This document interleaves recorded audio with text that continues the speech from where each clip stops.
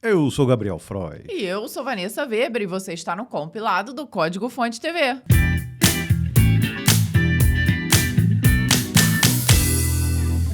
E seja muito bem-vindo a esta semana de número 210, que contempla as notícias do dia 2 de agosto até o dia 8 de agosto. Já vamos começar aqui no nosso café. Você que segue a gente já sabe, né? Qual é o café que nós tomamos. Já sabe, né? Tanto é que o pessoal aí já colocou hashtag Vero, hashtag Vem Café. Então já está todo mundo ciente que nós tomamos esse café especial aqui selecionado pela Vero, que é maravilhoso. E a gente aconselha que você também experimente se ainda não teve esse prazer. Tem o nosso cupom, que é o Código Fonte, onde você consegue fazer a assinatura ou fazer a compra com desconto lá no site da Vero. O link vai estar aqui na descrição. Lembrando, né? Café especial, tá? Café bom. Melhor ainda, vindo com um biscoito amanteigado da Ritinha, né? De Petrópolis. Obviamente, estivemos em Petrópolis, passamos lá e compramos biscoito Ritinha, porque vocês sabem que nós somos fãs. Então, aconselho deveras também, se você estiver em Petrópolis, no Rio, por ali, você sempre encontra Ritinha, velho. Então, é o melhor amanteigado que eu já comi. E esse é um jabá completamente gratuito aqui. A gente faz assim total. de coração, de alma. Porque coisa boa a gente tem que compartilhar, viu? Então, café da Vero e biscoito Ritinha é uma combinação maravilhosa, hein? Vou aproveitar aqui também e dar um feliz Dia dos Pais para todos os papais que estão aí nos ouvindo. Um beijo especial aqui no meu maridão, que é um papai nota 10, viu? Muito obrigado. Parabéns, maridão. Muito obrigado. Então esse dia que pra mim é pra lá de especial, eu posso mandar beijo pro meu pai, que de algum lugar do além está me ouvindo. Beijo, pai. É isso aí. E nós estamos hoje aqui com a camiseta da Insider. Você acompanha a gente. Pode colocar aí hashtag Insider também, vem Insider, porque é a nossa parceira aqui no compilado. É aquela camiseta de todo dia, né? Aquela camiseta que aguenta aquela porrada de todo dia. Realmente. A gente usa em todas as ocasiões. Todas as ocasiões. É maravilhoso, gente. Eu tenho essa daqui de blusa longa, tem de golinha V, tem o Top Perfect, que é perfeito mesmo, não é à toa colocar esse nomezinho nele, não. Então eu aproveito realmente várias peças da Insider e indico demais se você quiser utilizar. Essas daqui são tech t-shirts. Elas, cara, tem uma durabilidade monstruosa, então realmente vale a pena você comprar. Se você pegar aquela malha de algodão que você compra normalmente e você vê a durabilidade, cara, a Insider, cara, impressiona mesmo, viu? E é muito confortável de usar. E desde que a gente comprou a primeira vez, as nossas primeiras camisetas ainda estão no uso, tá? Não é aquela que virou pano de chão, não. Estão no uso e quando elas estão misturadas ali, a gente não sabe quais são as mais velhas e quais são as mais novas, tá? Só pra você ter noção, né? E são usadas, hein? E como. Então você também aproveita o nosso cupom de desconto, que é código. Mais fácil impossível, viu? Eu vou aproveitar porque eu quero comprar um moletom. Eles têm moletom Tem agora moletom, também, tem né? moletom lá, tá bonito, bem diferente. Agora tem muitas roupas feminino, tem saia, tem short, tem roupa pra ginástica, né? Cara, muito legal, viu? Vale a pena. Acessa aí. O link a gente vai deixar aqui na descrição também. Usa o nosso código, porque tem o nosso cupom, que é código, o nosso código, que é código. Coloca código lá, coloca código que você consegue um desconto nosso. É isso aí. E bora para as notícias, né? Tem muita notícia hoje, tá? Então se prepare, mas fica até o final, porque tem sorteio também. CEO do GitHub decreta: abrace a IA ou abandone sua carreira. É engraçado, ele é tão pró-IA assim, ele tá mais ou menos, ele né? É meio morde-a-sopra. Às vezes eu também acho que eu sou meio morde-a-sopra com relação a IA, viu? Eu entendo o lado dele. E o Thomas Donkey, que é justamente o CEO do GitHub, causou polêmica nessa semana ao postar em sua conta no X. Donkey escreveu com todas as letras, entre aspas: a evidência é clara. Ou você adota a IA ou abandona essa carreira.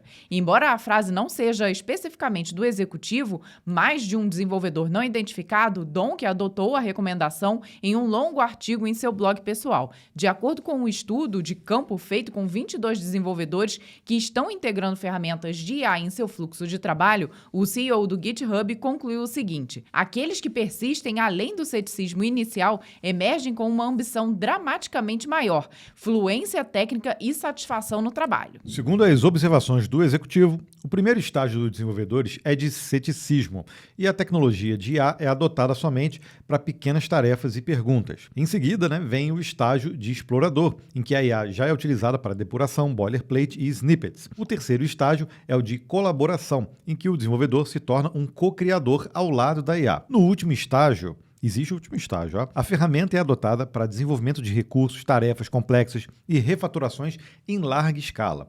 Thomas Donkey concluiu seu raciocínio de forma dramática. Não se trata mais de uma questão de produtividade, é uma questão de reinvenção. O trabalho do desenvolvedor de software não está desaparecendo, ele está renascendo. Bem profético, né, o que ele está dizendo. Isso vai de encontro ao que outros CEOs também vêm falando também sobre várias coisas, mas principalmente também sobre a área de desenvolvimento, né? Eu achei interessante como ele colocou, assim, as etapas de que são utilizadas, e aí, de fato, eu concordo, né? Você começa, assim, meio com o pé atrás, vai fazendo uma coisinha mais simples, depois você vê que tá funcionando, você realmente começa a abraçar um pouco mais. Eu só fico um pouco na dúvida ainda desse terceiro estágio, que seria abraçar e vamos trabalhar juntos e tudo mais. Existem casos de empresas que estão utilizando e que estão tendo muito resultado, e existem outros casos de empresas que já falaram, cara, não é bem por aí.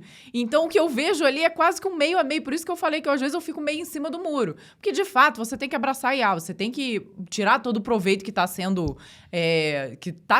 que as pessoas estão tendo, os desenvolvedores estão tendo, utilizando a IA. Mas eu ainda acho que esses CEOs aí estão com um passo à frente do que eu acredito que seja o possível. Então, ele já elevou para um outro patamar, que não se trata mais de produtividade, agora é questão de reinvenção. Então, a gente tem vídeos no Código-Fonte realmente falando sobre ceticismo, sobre algumas questões em relação a...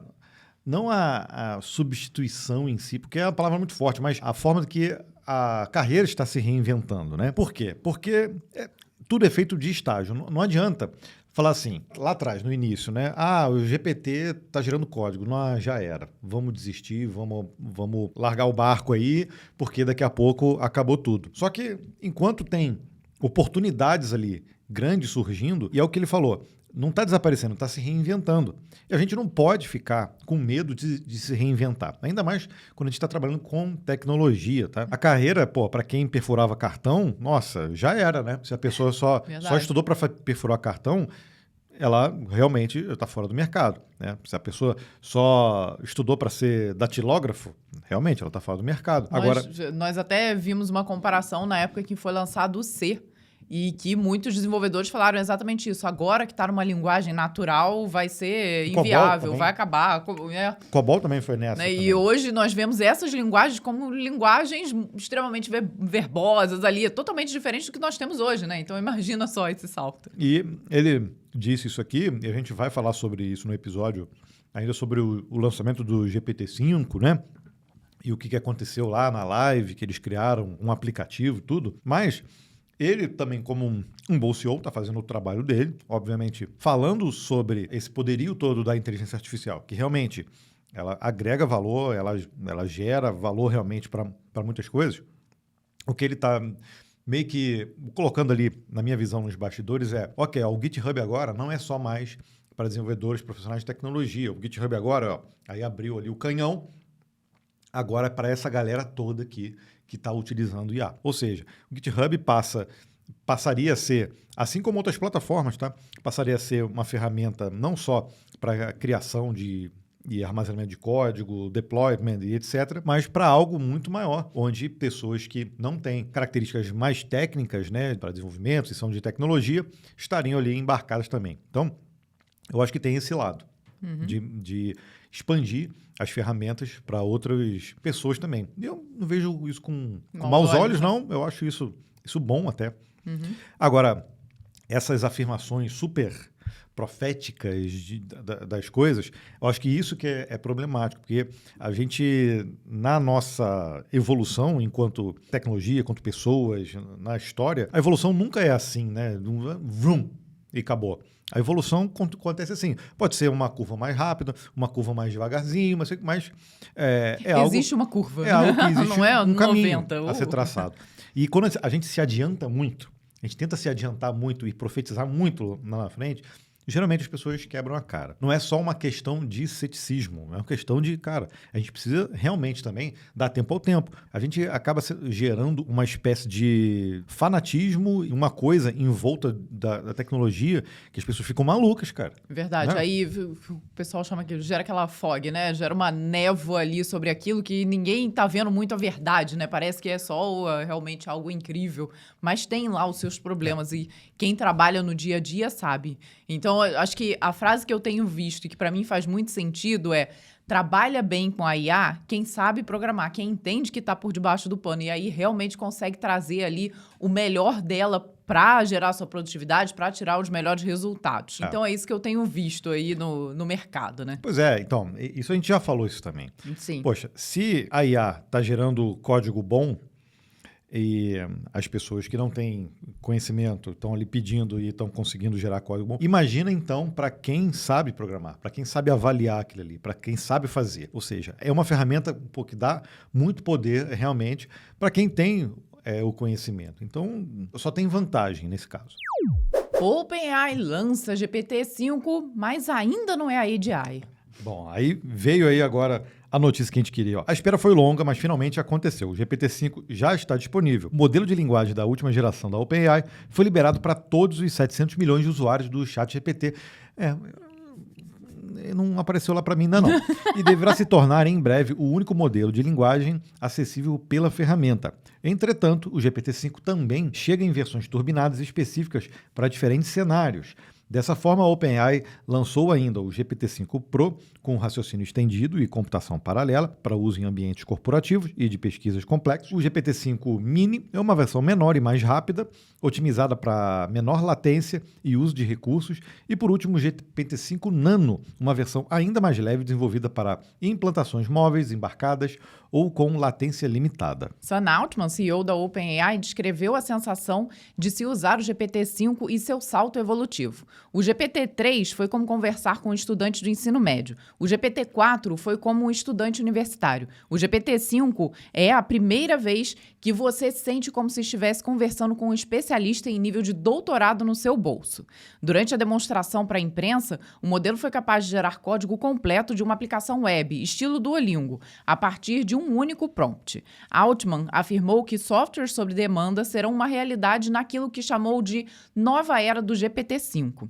Dias antes do anúncio do novo modelo, a OpenAI já tinha liberado um novo conjunto de LLMs gratuitos de código aberto, batizado de GPT-OSS. Aberto, esses modelos não são... Aberto até certo ponto, porque, apesar de estar distribuído ali de forma aberta, não tem ali, você não tem acesso à massa de dados que foi treinada, você não tem acesso a várias outras coisas ali do modelo. Mas tudo bem, se eles chamam de modelo aberto, então...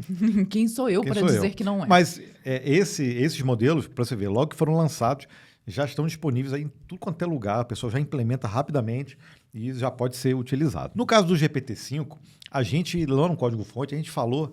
Cara, nossa, há muito tempo atrás, muito. Quando eles registraram um nome e eles desmentiram. Falaram, isso que eu ia falar. A gente falou antes, quando ele falou que não ia existir, que o GPT-4 era o máximo, não ia ter 5, não sei o que lá. De repente, a gente descobriu lá que eles já tinham registrado GPT-5, não sei o que. A gente falou, opa, então realmente está acontecendo. E lá atrás a gente anunciou isso, né? Então, provavelmente, eles já estavam treinando isso aí, sei lá, há mais de ano aí, ou 2 anos, para lançar essa ferramenta. E a gente sabe que esses treinamentos requerem muito tempo também, muito hardware, muito investimento. Então, eu acredito que eles estejam lançando agora algo que já está ali há quase 2 anos ali, já em treinamento, né? Mas o GPT-5 vem com aquele peso gigante de que, a princípio, ele seria a AGI e, de fato, ainda não é a tal da AGI. E muito se falou a respeito do qual seria a proporção dele com relação ao GPT-4. Então, seria um salto, assim, monstruoso.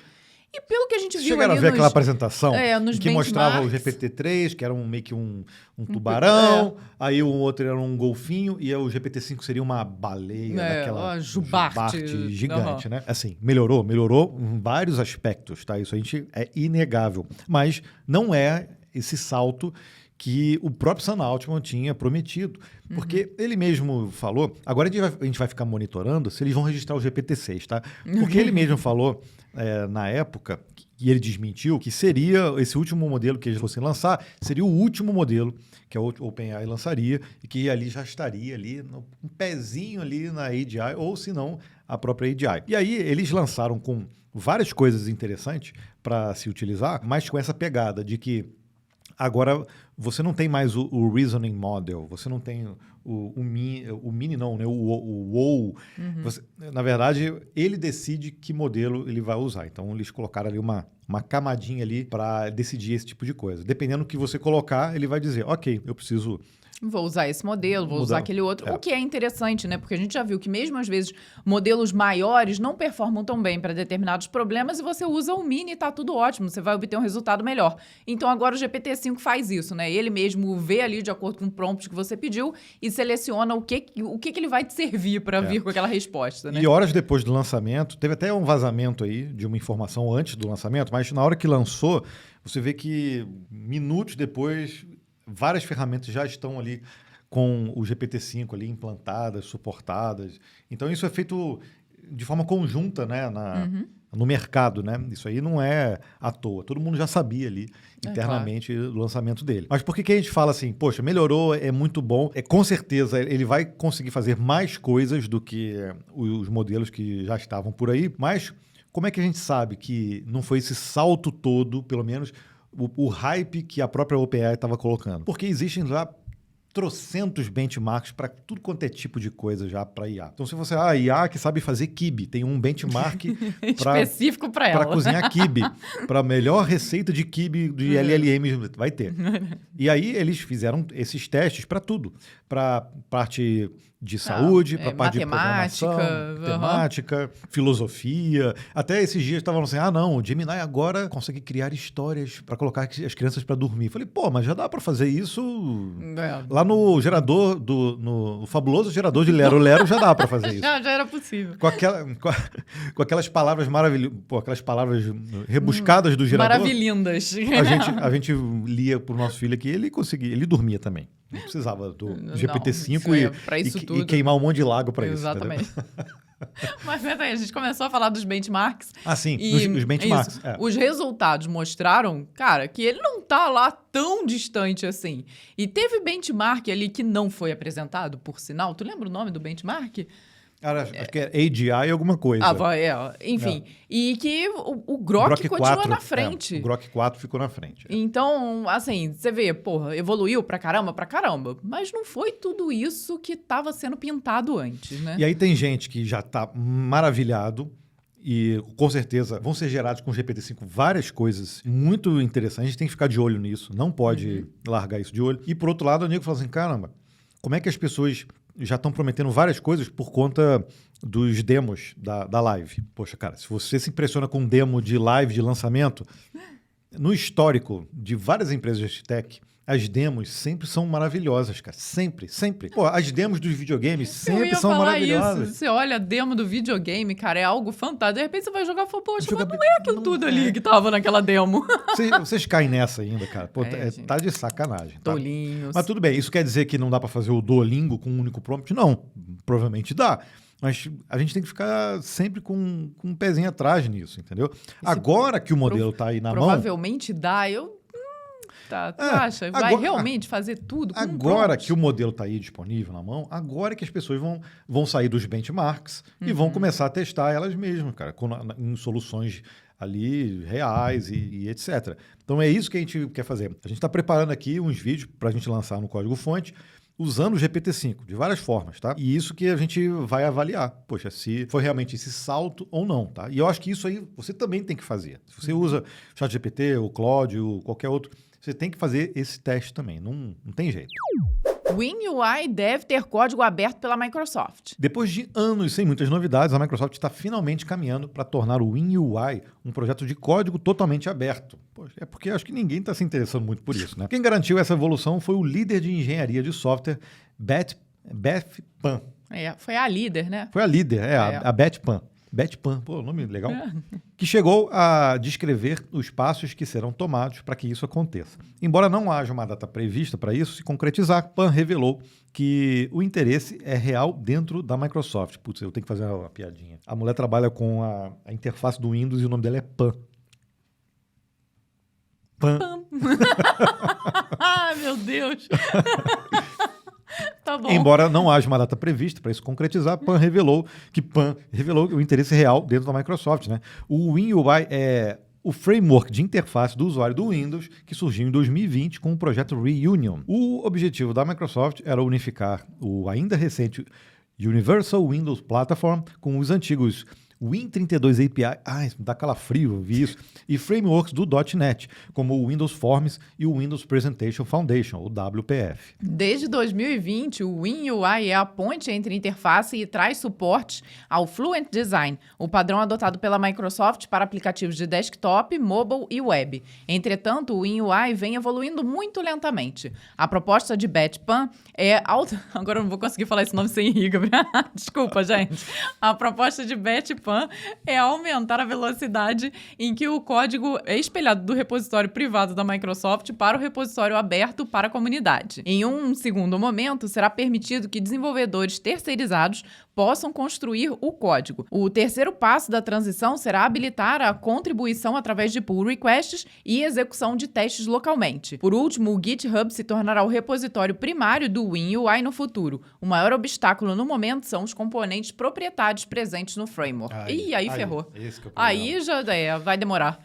Não tem jeito. Então, mas aí, o lance, Projeto Reunion 2020 é a união do .NET Framework, Windows Forms e o Win32 API. Eu acho que isso já sou estranho. E agora chamam de WinUI, fica com o nome mais bonitinho, mas no fim, cara, é aquele tal do Win32, para quem desenvolve para o Windows. Cara, eu já desenvolvi usando Delphi, usando o VB6 na época, e, cara, esses componentes de interface do Windows, quando você integrava, tentava fazer alguma mudançazinha, era Nossa. Imagina, gente, vou falar baixinho pra ninguém ouvir. Imagina unificar isso tudo numa única solução. Deve ser uma gambiarra do caramba lá dentro. Não digo tanto por conta do .NET, mas o do Win32 sim, tá? Isso aí dá.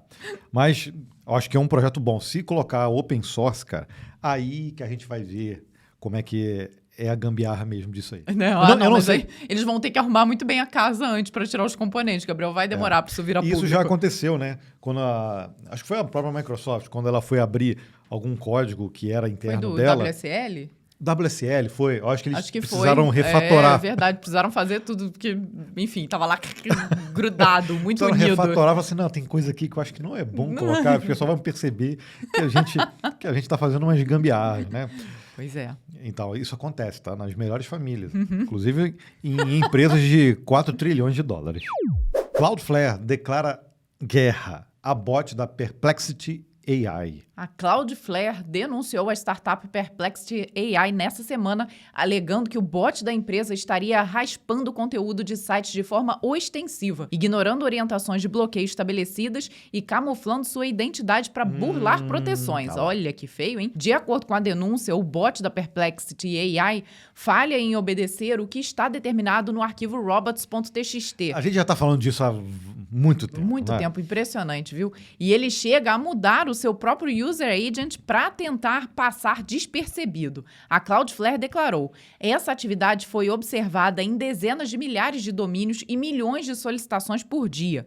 Conseguimos identificar esse rastreador usando uma combinação de aprendizado de máquina e sinais de rede. Além de expor o comportamento da Perplexity AI, a Cloudflare também removeu seu bot oficial da lista de ferramentas verificadas e adicionou regras heurísticas para bloquear permanentemente esse tipo de rastreamento furtivo. Jesse Deaver, que é o porta-voz da Perplexity AI, rebateu as acusações para a imprensa e afirmou que a denúncia seria uma jogada de marketing da Cloudflare. É só disponibilizar o bot, o log, para a gente baixar, aí a gente vai ver. De acordo com o porta-voz, o bot apontado como pivô da crise nem mesmo seria da sua empresa. Terceirizado. Essa não é a primeira vez em que a startup de AI se vê na berlinda. Em junho do ano passado, a mesma Perplexity AI foi acusada por sites de notícias como Forbes e a Wired de plagiar conteúdo integral de seus artigos. Na ocasião, a empresa também negou o incidente. E aí, olha a repetição aí, olha o problema, hein? Olha, gente, eu boto ainda outra coisa. A própria Anthropic, nessa jogada toda de quem copia quem, também acusou a própria OpenAI, provavelmente do treinamento do GPT-5, usando a API lá da Anthropic. E aí ficou aquela acusação também. Mas isso é padrão do mercado. Padrão do mercado. Ladrão que rouba ladrão tem 100 anos de perdão. Padrão do mercado. Então, é um pouco isso também. E essa notícia vem, olha, se você acompanha o compilado, você vê alguns episódios atrás, a gente falou justamente da Cloudflare criando ferramentas para bloqueio. Porque o próprio robots.txt, que é de responsabilidade de quem coloca ali o site e coloca na raiz, diz quais são os bots que você pode bloquear ou que você pode deixar. Então, nesse caso, por exemplo, se você quer deixar que o bot do Google indexe as suas páginas, você pode dizer isso e você pode dizer quais são as páginas que podem ser indexadas, né? Qual é o nível ali de página ou endereço que você quer bloquear. Só que esse arquivo é aberto, é um TXT. Então, se você vai em qualquer site e digitar lá /robots.txt, provavelmente vai abrir esse arquivo lá, entendeu? Só que começaram como agora todos esses sistemas de IA, eles fazem web scraping das páginas, eles acessam a web, aí eles passaram a ter os próprios robôs, né? Então isso virou meio que padrão, tipo, olha, eu quero que o robô do Google indexe, mas eu não quero que a OpenAI fique acessando a minha página, entendeu? E esse é o problema, né? Até para você construir lá o seu robots, você vai, tá bom, olha, o Google, pô, você sabe exatamente o que ele faz. Aí você, a OpenAI, putz, beleza, vou colocar aqui da OpenAI. Aí vem a Perplexity, que às vezes você nem sabe que tá fazendo isso também, e você não coloca aquilo no robots, e a partir do momento que não tem ali, tá liberado, qualquer um pode entrar. E aí no caso do Google... Aí vem Perplexity, vem Anthropic, vem Gemini, vem não sei o que. Cara, daqui a pouco o robots tá com 3 megas lá de...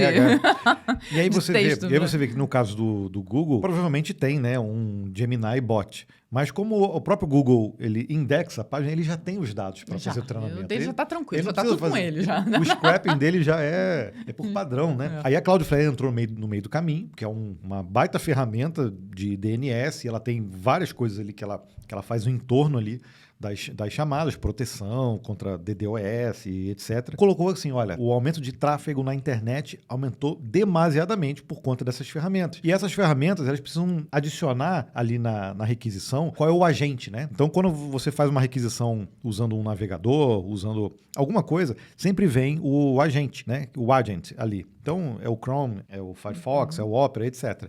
E aí eles colocaram isso.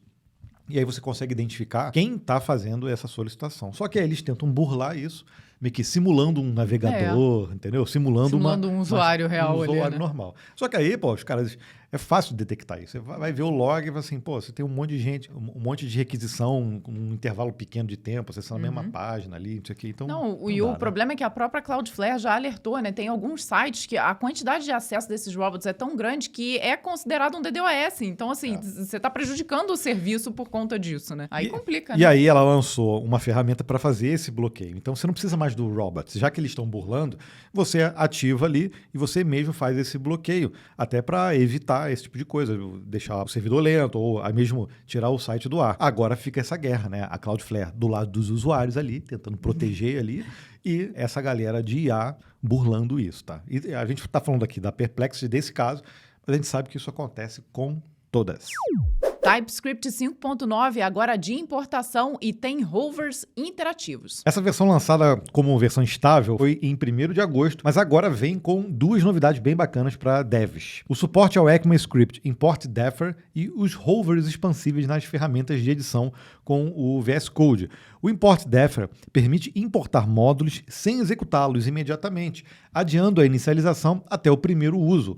Uma mão na roda para reduzir carga desnecessária de CPU e melhorar o desempenho de startup, especialmente em casos com módulos mais pesados ou com dependências específicas da plataforma. Já os hovers expansíveis adicionam botões de mais e menos dentro dos tooltips, para que você possa expandir ou retrair informações de tipo conforme a sua necessidade. Além disso, o servidor de linguagem do TypeScript agora permite ajustar o tamanho máximo dos hovers, com configurações JS ou TS Hover Maximum Length, para evitar truncamentos excessivos. Entre outras melhorias, a versão 5.9 também inclui cache para instâncias intermediárias de tipos. Vou falar de novo, cache para instâncias intermediárias de tipos, evitando trabalho e alocações redundantes. A opção Module Node 20 faz com que o compilador se comporte como o Node 20, com o Target ES 2023, e o comando tsc init mais enxuto, gerando um tsconfig JSON sem comentários nem configurações desnecessárias. Vale lembrar que essa atualização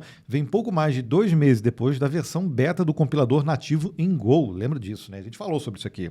Uma iniciativa que deve acelerar ainda mais o TypeScript em lançamentos futuros. Pois é, a gente falou bastante dessa conversão ali do compilador através do Go, e acho que realmente agora já começam a colher os frutos dessa mudança, né? Que foi o principal objetivo, conseguir fazer atualizações de forma mais rápida, né? E agora, eu acho que o que vem de mais importante nessa versão 5.9, não sei se já estão preparando terreno para 6 ou se ainda vai ter ainda um 5.9.1.2, né? Mas o import defer é importantíssimo justamente para você adiar ali a execução de importação. Isso existe também em outras linguagens e faz realmente com que na hora de você inicializar ou você fazer a inicialização ali toda da aplicação, fique bem mais rápido. Então, por exemplo, para quem distribui aplicações TypeScript ali, Node, em Docker, por exemplo, isso ajuda até no tempo de inicialização. Então, quando você está escalando containers à vontade ali, o processo de inicialização, além do container da aplicação, conta muito, conta pra caramba. Então, esse tipo de recurso na linguagem, com certeza, é muito bem-vindo. E a especialista do Google encontra 20 brechas em apps populares. Big Sleep, a ferramenta de detecção de bugs e vulnerabilidades do Google baseada em inteligência artificial, rendeu novos frutos. No mês passado, Big Sleep havia conseguido frustrar um ataque em cima de uma brecha crítica no SQLite, que já era conhecida por agentes hostis. Dessa vez, a ferramenta reconheceu e reportou nada menos que 20 brechas de segurança inéditas em vários aplicativos populares de código aberto, como a biblioteca multimídia FFmpeg, pegou brecha na FFmpeg, que é muito conhecida, e o editor de imagens ImageMagick. A IA foi capaz de identificar e testar as vulnerabilidades de forma independente de um operador. Cada um dos problemas foi confirmado por um especialista humano antes de ser reportado. Uma vez que as falhas de segurança ainda não foram corrigidas, o Google não entrou em detalhes sobre as descobertas e não foi divulgado nem mesmo seu grau de severidade. Olha, a preocupação, viu? Ainda assim, o feito é um grande marco na segurança digital. Royal Hansen, vice-presidente de engenharia do Google, descreveu a ação do Big Sleep como uma nova fronteira na descoberta automatizada de vulnerabilidades. A ferramenta é baseada no Google Gemini e foi desenvolvida através de uma parceria com o Google DeepMind e o time de hackers do Projeto Zero, também do Google. O objetivo do Big Sleep não é substituir a expertise humana, mas complementá-la. A ferramenta pode executar milhares de casos de teste muito mais rápido do que os humanos. Aí sim, é uma boa aplicação, né? Claro, sem dúvida nenhuma, né? Porque até pela facilidade que ela tem ali de já ter uma base de dados gigantesca com diversas brechas ali em diversas libs, sistemas, ou seja o que for, e conseguir explorar isso em outras, né? De uma forma maciça. Então, é uma ótima utilização mesmo. Será que isso pode substituir, em algum momento, a responsabilidade de criar testes? Acho que não, né? Porque aí já está procurando a brecha depois, mas né? Olha que legal. A gente sabe que inteligência artificial cria testes. Tudo bem que a gente viu esses dias que teve uma IA que a pessoa pediu para criar testes e ela criou testes que passavam só para dizer que criou. Só para dizer que fez. Ela criou testes que eu não vi, que não testavam de verdade. Ela mesma sabotou. Olha então, só. O problema é que a IA não tem sentimentos, gente. Ela não vai ter culpa de Mas fazer eu digo, isso. Por exemplo, se você tem lá uma aplicação, você faz a sua cobertura de teste certinho, no seu código bonitinho. Aí você roda uma IA com uma outra camada e aí você consegue encontrar brechas, realmente, além do que você tinha testado ou opções que você não tinha visto ainda, né? Se a galera treinar uma IA só para fazer isso, só para fazer esse tipo de coisa, eu acho que pode diminuir aquela responsa de ter tanto teste, entendeu? Não sei. Pode ser uma coisa para o futuro, né? Dizendo assim. Agora, eu não colocaria isso, por exemplo, numa esteira de deployment. Eu acho que aí é arriscado demais. Você só vai deployar lá uma aplicação depois que passar num teste rigoroso de IA. Imagina, cada coisinha que você muda, você sobe, aí passa de novo o teste, passa de novo o teste, passa de novo. Verdade, não. É muita IA para exato. testar, né? E nós estamos vendo aqui, né? Por mais que a IA faça ali todo o trabalho árduo de fazer milhares de testes e tudo mais, no final tem uma verificação humana antes de realmente chegar lá na porta do, aqui, tá com problema aqui no FFmpeg, ou seja lá onde for. Então, preocupante a propósito, né? Problema no FFmpeg, a gente sabe que é extremamente utilizado por aí. Tomara que seja coisa simples, né? Mas se fosse, tu acha que já não tinha resolvido, assim? Se eu não me engano, o próprio YouTube utiliza para geração das thumbs, para fazer corte.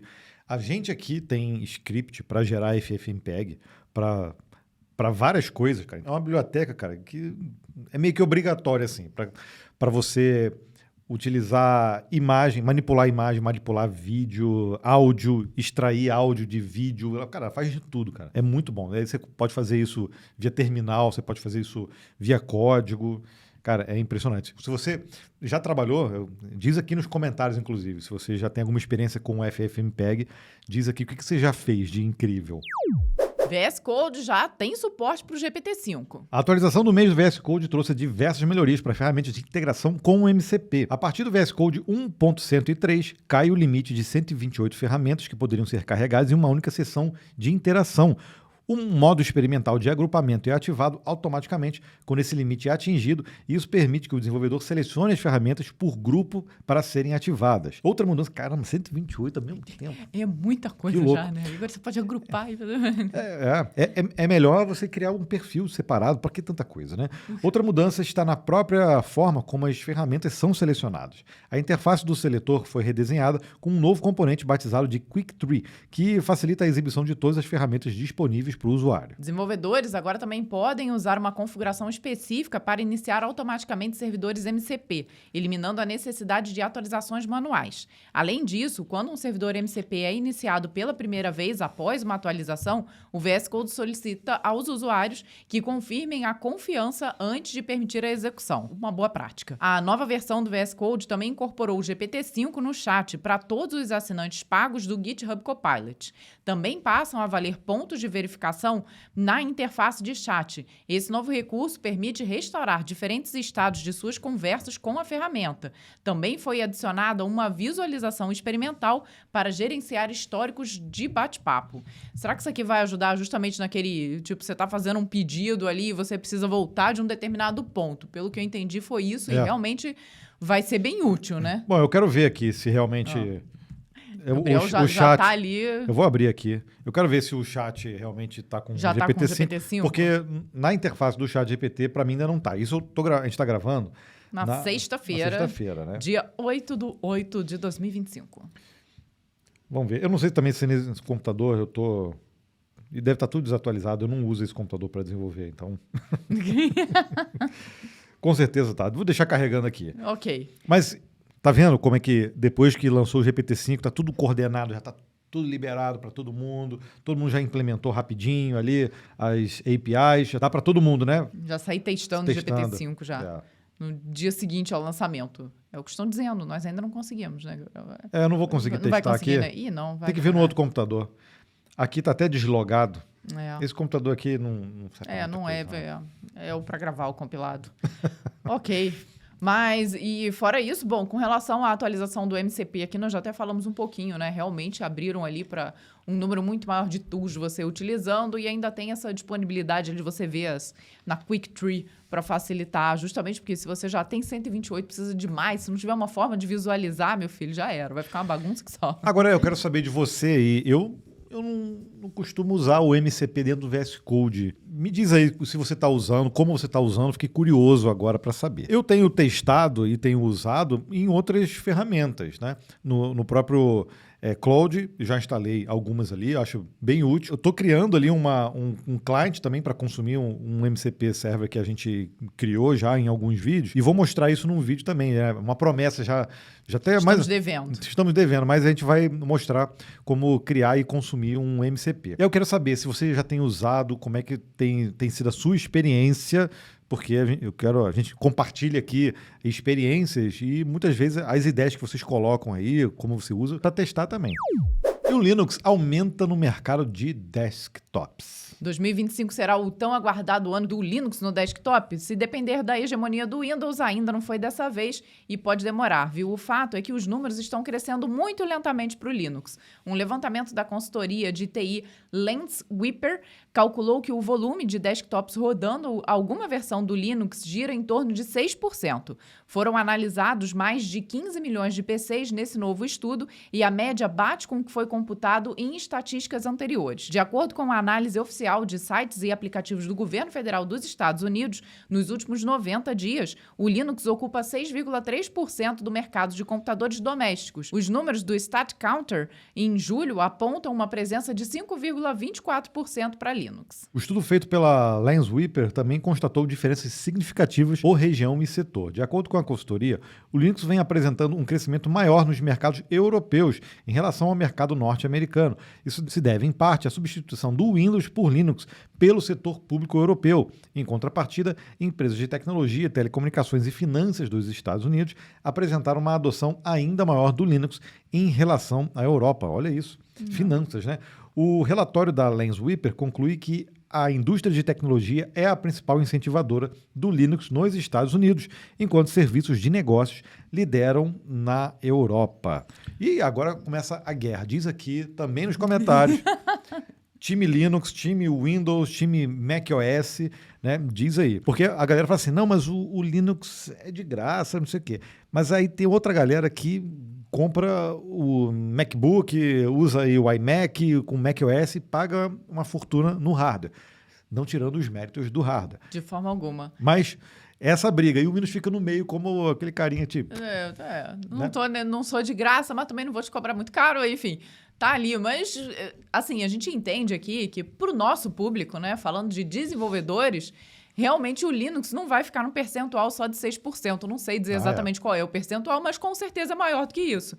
Espero que eu esteja certo, mas eu acredito que sim. Vamos colocar isso na nossa próxima pesquisa, cara. Verdade. Sistema operacional que você utiliza. Utiliza. A gente perguntou de ideia, temos que perguntar também de sistema. Então, a gente sabe que a nossa realidade aqui é diferente. Se você pegar isso, então, na indústria de servidores, cloud, não sei o que lá, putz, o Linux vai dar um banho absurdo no Windows e também no macOS, ou em qualquer sistema da Apple. Então, a gente sabe que a nossa visão do Linux aqui acaba sendo bem diferente do usuário normal, que realmente ainda tem essa barreira, né? Tem um certo medo. Aí eu acredito que, como na Europa, se o poder público começa a utilizar, as pessoas ali vão ter mais contato com o sistema e automaticamente vai quebrando um pouco dessa barreira, elas vão se sentir mais confortáveis de utilizar ali no PC da sua própria casa, né? Então, eu acho que tende a aumentar aí para essa galera também. E a própria Microsoft ajuda nesse processo de adesão ao Linux? Com certeza. Porque já estamos aí com data perto aí para descontinuar o Windows 10. Esse computador aqui que eu estou usando, e o da Vanessa, Meu também. é o Windows 10 e já vem um aviso de que, olha, e não está dizendo nem para migrar para o Windows 11 não, porque esse computador é mais antigo,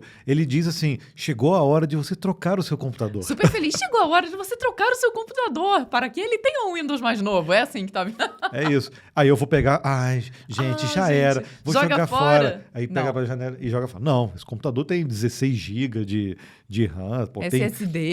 Tem 1 GB, 1 tera de SSD. Cara, funciona super bem. A gente leva em viagem. Aqui, exatamente. Leva em viagem. Já trocamos uma bateria, porque já deu uma estufada aqui. Mas a gente leva em viagem. Esse é aquele que vai pra praia, pega areia. Entendeu? Tá aqui firme e forte. Aquele pra toda hora. É aquele pra surrar, realmente. Cara, não vou jogar fora. Qual é a solução? Vou instalar uma distribuição Linux aqui, sem dúvida bonita. Nenhuma. Pode ser um Mint, um Ubuntu da vida. Tô pensando ainda. Pode sugerir aqui qual a distribuição que eu devo colocar aqui. Então a gente pergunta lá pro Dio. Pode ser, o Jonathan lá, o Dio Linux, pode dizer também aqui pra gente. Mas a solução é essa. Vai virar um Linux aqui bonitão sem nesse dúvida. computador. Gemini CLI GitHub Actions é a IA do Google para automatizar PRs. O Google lançou o Gemini CLI GitHub Actions, que é uma ferramenta gratuita, ainda em versão beta, que atua como agente autônomo em repositórios GitHub, executando tarefas de programação de forma assíncrona e em segundo plano. A gente acabou de falar para não botar IA na esteira de deployment. Já era, Gabriel. Aí a Google veio com isso. Ó. Ele não só automatiza atividades repetitivas, como também funciona como colaborador on demand.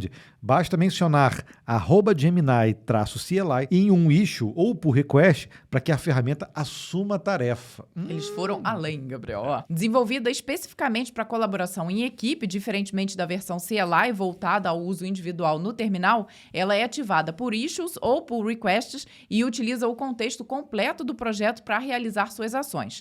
No lançamento, o Google destacou 3 workflows open source incluídos: triagem inteligente de issues, que é análise, rotulação e priorização, revisões aceleradas de pull requests, checando qualidade, estilo e correção, e a colaboração por solicitação via menção do agente. A segurança também foi enfatizada. Usuários do Vertex AI e do Gemini Code Assist Standard ou Enterprise podem se autenticar de forma segura e sem credenciais, usando o recurso de Workload Identity Federation, enquanto a Command Allow Listing permite aprovar explicitamente cada comando shell que o agente pode executar. Então você tem que ficar só no yes, né? Além disso, o Gemini CLI GitHub Actions vem integrado ao OpenTelemetry, padrão da indústria para telemetria, permitindo que logs e métricas sejam enviados à plataforma de observabilidade, como o Google Cloud Monitoring. Ufa!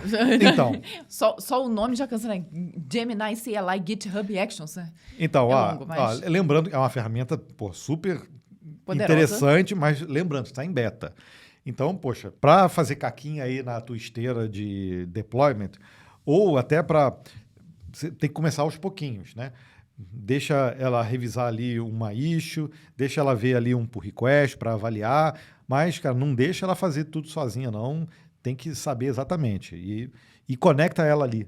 Justamente integra com a telemetria, porque aí você vai saber exatamente o que está sendo feito, né? Verdade, extremamente importante. Mas né? Será que isso é o futuro? Será que realmente a gente vai pegar assim, agora eu estou com um problema aqui, um usuário reclama, estou com um problema, você escreve uma issue, importa ali um Gemini CLI e aí ele vai para abraço e resolve tudo. Resolve tudo e testa no final da esteira lá já com IA e já coloca em produção. Olha, eu acho que em alguns casos vai de fato funcionar, né? Mas, enfim, ainda tem que ter muitos Cs aí, muita revisão no meio do caminho, né? Para que isso se coloque em prova, a menos que seja ali um issue, alguma coisa muito pontual, algo bem pequenininho ali a ser feito, mas grandes problemas eu ainda sou muito a favor da revisão humana, viu? Então, a gente tem que testar bastante, porque se ele está usando o Gemini Code, nesse caso aqui o Gemini, né? Equivalente ao Gemini CLI que a gente usa no terminal, e como eles disseram que ele tem como contexto todo o código, isso vai depender do seu código. Se você tiver uma base de código muito grande, obviamente esse contexto vai ficar um pouco degradado. Então, se você testa o Gemini CLI no terminal, você consegue saber o que ele entendeu ali primeiro. Verdade. Será que o teu contexto realmente está todo dentro ali? Tá o suficiente, né? Porque aí vem outra coisa, né? Nós já vimos também que essas ferramentas performam bem com códigos bem escritos. Aí você pega lá um legado que não tá muito legal, tá um monolito gigante, não... Putz, aí ela não vai performar tão bem. Então, vale a pena, você testa antes no local ali, no CLI, ver como é que tá saindo, e aí depois você parte pro abraço na ferramenta mais automática.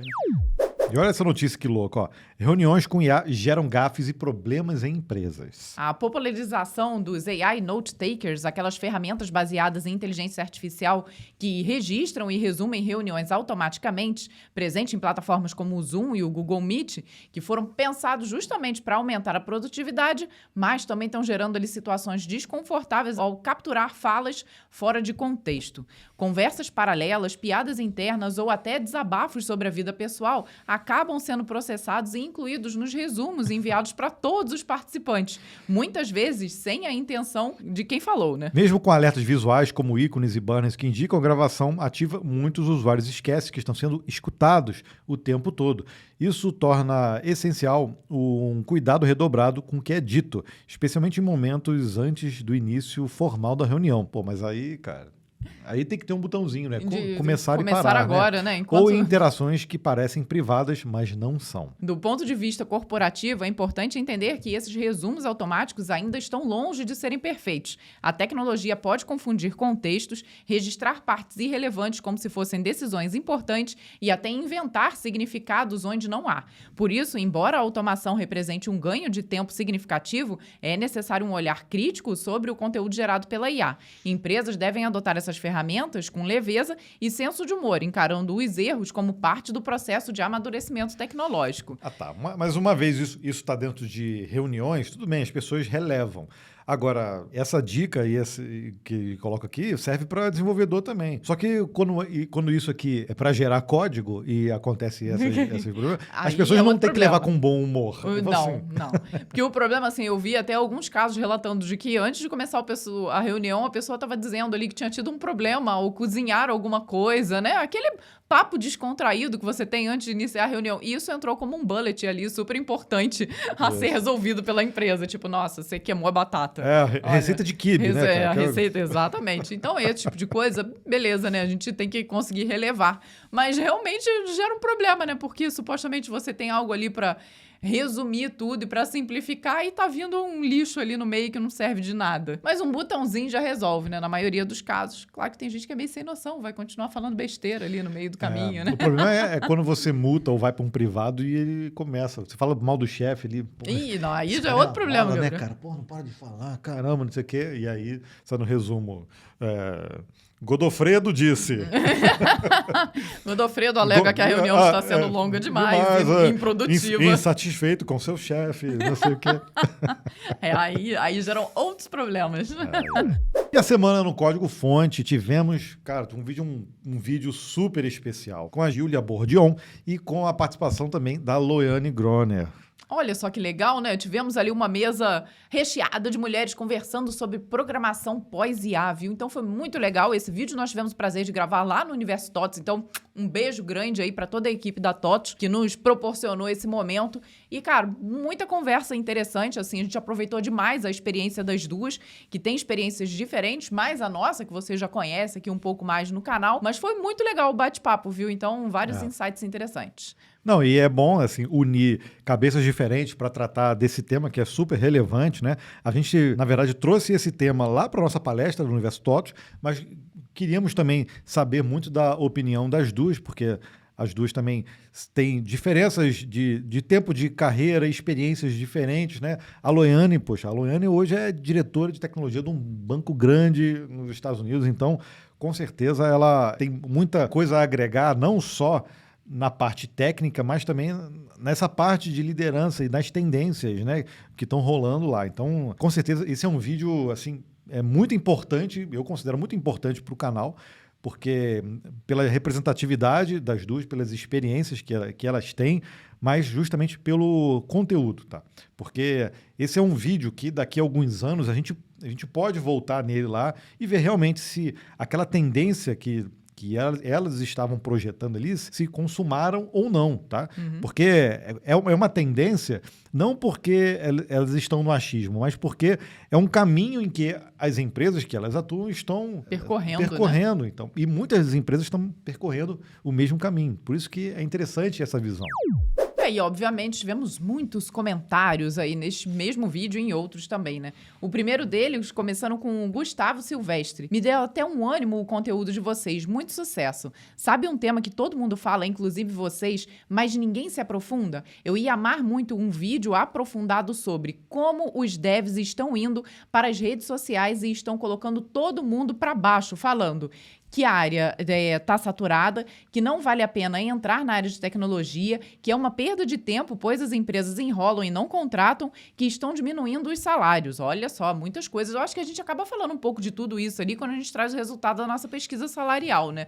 Mas realmente dá para abordar de uma forma diferente. Continuando aqui, ó. Isso acontece principalmente no TikTok e nisso desestimula uma galera que está começando e dá para ver isso nos comentários. Eu acho triste porque não tá fácil mesmo para entrar na área, mas, poxa, você está começando numa área promissora, que é o futuro, e já vem um cara e já fala para não entrar, é sacanagem para quem não conhece. Fica a dica de conteúdo, tem que ter cabeça muito forte para não cair nessas baits hoje em dia e seguir estudando. Acho que você já falou, cara. Existe o mundo real e existe o mundo das redes sociais. A gente tem que diferenciar isso. As redes sociais é onde a galera gosta de jogar as suas frustrações e fazer comentários, muita gente até para ganhar likes e tudo. Então, muitas vezes, aí você tem que saber separar aí o joio do trigo, muitas vezes as pessoas não lidam com a realidade, elas lidam só com as próprias frustrações. Sabe? Aquela coisa de a pessoa vê, por exemplo, sei lá, uma média salarial da nossa pesquisa e fala assim, mas eu não ganho isso, então a média não é essa. Isso. Sabe? Esse tipo de coisa. Porque ela tem a média dela. Não é o que eu vejo no mercado.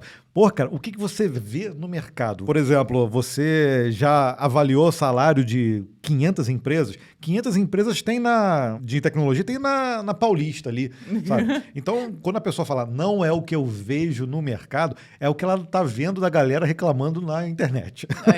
Então tem que tomar esse cuidado. Ao mesmo tempo que tem quem que reclame, tem também o outro lado. Tipo, não, eu comecei a trabalhar e em 6 meses eu ganho 5 mil. Então também acontece o extremo oposto. E já viu, né? Então, realmente, você tem que conseguir colocar isso tudo na balança. E, cara, de fato, eu concordo plenamente com você. É uma profissão que ainda é a profissão atual e a profissão do futuro. Eu acho que a gente já tá aqui há muitos anos para ver o quanto isso já aconteceu e continua acontecendo. Então, é uma profissão que continua aí evoluindo, crescendo. E, cara, quem entra fica muito feliz, viu? Então, estuda, gente, porque é preciso ter conhecimento. É uma área de estudo constante, mas quem tá na área dificilmente sai, cara, porque é muito significativo, assim, é uma coisa que dá muito prazer de fazer. E o Rank 166 disse, ó, quanto mais eu estudo, mais eu percebo o quanto o papel do Gabriel e da Vanessa é importante para a comunidade de programação no Brasil. Poxa, olha que obrigada, legal. Viu? Poxa, muito obrigado. Ganhamos o dia aqui com o seu comentário, foi muito legal ler esse tipo de coisa. Aí tem o Camilo que disse, conseguiram juntar 4 feras da arte de marketar. Incredible. Aí eu não entendi muito bem se foi uma alfinetadinha ou se foi um elogio, né? Poxa, mas como foi Incredible, eu acho que foi num bom sentido. Porque marketar seria o quê? Nós só somos bons de fazer marketing, não de conteúdo. Aí foi uma alfinetadinha. Entendeu? Foi. Mas pode ser o contrário, tipo, vocês conseguem trazer conteúdo e marketing ao mesmo tempo. Não, mas eu digo assim, quem não coloca a cara, a tapa, não é visto também. Então, se for esse o caso, por exemplo, fazer o seu próprio marketing faz parte também, é importantíssimo. Você tem que se vender, você tem que mostrar o seu valor. Porque, a gente sabe, tem pelo menos uns 2,4 milhões de programadores melhores do que eu, entendeu? Eu tenho noção disso. Mas, por que onde eu passei, eu consegui me destacar? É pelo meu esforço, entendeu? Nem sempre o resultado é aquele 100%, mas o meu esforço é 1000%. E aí vem aquela coisa, né? Esse marketing pessoal que eu acho que qualquer pessoa tem que fazer na profissão, porque precisa ter. O único problema dele é quando as pessoas fazem um marketing vazio, né? Quando vendem alguma coisa que não existe. Aí isso daí realmente começa a ser um grande problema. Mas você vendendo as suas qualidades ali, o que você de fato sabe, o que você de fato entrega, cara, precisa ser feito e é importantíssimo. Tá certo. A Amanda disse, senso crítico é atemporal. Que colocação maravilhosa. Mais uma vez, trouxeram reflexões que agregam para a nossa vida profissional e pessoal também. Obrigada. Obrigada. Concordo também. A gente ali saiu com vários insights muito importantes aí para a carreira. O Ozani Gamer falou assim, conhecimento rico. Obrigada. Legal. Gilberto Silveira. Adoro a forma como vocês dois apresentam os temas de maneira simples que facilita o aprendizado de qualquer pessoa. Parabéns. Esse aí foi no vídeo da semana passada do Dicionário Programador sobre agentes de IA. Isso, nesse mesmo vídeo, o JKA7 falou assim, que conteúdo sensacional, vou ter que assistir novamente com calma para absorver melhor esse conhecimento. Um abraço, casal. Poxa, obrigada. Legal. Às vezes acontece com isso, né? O dicionário, a galera bota em 2x, depois o cara não entendi nada. Aí comenta assim, claro, você ouviu em 2x, né, cara? É muita informação condensada que tem ali no dicionário, viu? Acho que de todos eles. Né? Não é um vídeo de entretenimento. Apesar da gente fazer umas piadinhas, você tem que ouvir, aí você assiste de novo, aí você anota, aí você pega uma referência ali, aí estuda uma coisa que a gente citou ali, volta. Há uma ferramenta que a gente falou, uma empresa que está utilizando dessa forma, aí você vai lá, vê um caso, vê um case daquele, não sei o quê. Então, é algo que você vai construindo o conhecimento a partir do vídeo, né? O Pedro Souza, no compilado passado, dia 200 e alguma coisa, esperando receber o sorteio mais aguardado que a Mega Sena da virada. Fé que eu vou ganhar, porque é meu aniversário esse mês, 13/8. Hashtag insider, hashtag vem café, hashtag... Pronto, já preparei aqui o sorteio, vai sair pra você. Tá? Vem tudo. Olha, depois sai aqui, eu quero ver se... Vai que a gente te dá sorte, viu? Parabéns aí pelo aniversário que tá chegando também. E o dev Juan Augusto, aprender com código-fonte é diferente. Acho que escreveu diferente. Ou seja, somos agregados de conteúdos realmente relevantes. Obrigado, Gabriel e Vanessa. Hashtag vem camisa, hashtag insider, hashtag vem boné. E o boné tá feito já ainda. A gente vai sortear boné aí daqui a pouco. E o hashtag vem café. Obrigada. A gente pode sortear um boné hoje, que tal? Podemos. Pode. Então, um boné do código-fonte, tá? O Junon Fê Júnior disse no compilado passado, hashtag insider, hashtag vem camisa, hashtag vem café. Caramba, todo mundo com hashtag. Muitas hashtags. Parabéns, minha segunda vez comentando. Os demais Fiz isso mentalmente. Legal, puxa vida. É legal você comentar mentalmente. Eu acho normal. Quando eu estou escutando podcast, eu também comento mentalmente. Mas vale a pena comentar aqui pra gente poder ler e ver o seu comentário. Mas, infelizmente, não conta como engajamento, tá? Não conta como engajamento e nem sorteio. Então, continua comentando aqui também. O Maicon disse: fala, meus conterrâneos. Eu já vi vocês no mercadinho da DIB, perto da entrada do São Sebastião. Íamos muito, viu? Pois é, a gente morava ali na Castelânia, perto da DIB. Fiquei sem graça de falar. Sobre a IA no desenvolvimento, lá na empresa testamos o Devin, por exemplo. E o que consegui verificar é que se for um projeto com escopo bem fechado, funciona muito bem. Agora, se pegar um legado ou um projeto monolitão da massa, vai dar mais trabalho do que ajudar. Grande abraço. Pois isso aí, tá vendo? É o que Tudo a gente depende já do comentou contexto, aqui. né? Exatamente. Bom, agora vai ser mais difícil você encontrar a gente na DIB, viu? Mas da próxima vez, pode vir falar com a gente. Então, na DIB tem biscoito Ritinha baratinho, né? Sim, muito. De todos os tipos. Pacotão, pacotinho, doce, salgado. E a Janaína Nogueira falou assim, ó. Não sei o que é melhor no compilado. O patolino da Vanessa ou o gringo que sabe um pouco de português do Gabriel. #inside, vem Vero e vem camisa. É bom que esses dois, gente, tem gente que adora, tem gente que odeia, né? Então, o gringo do Gabriel, ele fazia muito no início, mas teve um monte de gente reclamando do gringo, aí ele parou de fazer de vez em quando, só que ele faz o gringo. Então, e o patolino, o Gabriel que me fez passar essa vergonha aí. O pessoal não gosta, às vezes, que eu fique citando as pessoas falando em inglês, mas eu acho engraçado. E de vez em quando a gente coloca, ainda bem que você gosta, viu? Tem quem goste, gente. É assim, não dá pra agradar todo mundo. Chegamos então no momento do sorteio que nós acabamos de definir junto com vocês, que será de um boné do Código Fonte TV, viu? Eu vi ali uma hashtag Vem Boné, então é isso aí. Vamos de boné. E pra participar, você já tá careca de saber, né? É só comentar qualquer coisa aqui no episódio completo no YouTube do compilado. Não pode ser nos cortes, tá? É no episódio principal. Comentou nesse episódio daqui, na semana que vem você já tá concorrendo. E se você tá careca de saber, então use o boné do Código Fonte. Olha! E quem vai levar o boné vai ser a Ludietz. É isso. Voltando a acompanhar os episódios semanalmente. Hashtag Vem Camisa, hashtag Insider. Olha, voltou a acompanhar e já saiu ganhando. Que beleza. Eu vou entrar em contato com você pelo seu próprio comentário para você mandar ali, não precisa de tamanho, né? Boné é o tamanho único, e o seu endereço completo pra gente te enviar. Inclusive, aqui, eu vou dar puxão de orelha na galera que ganhou na semana passada, tá? Só uma pessoa entrou em contato comigo.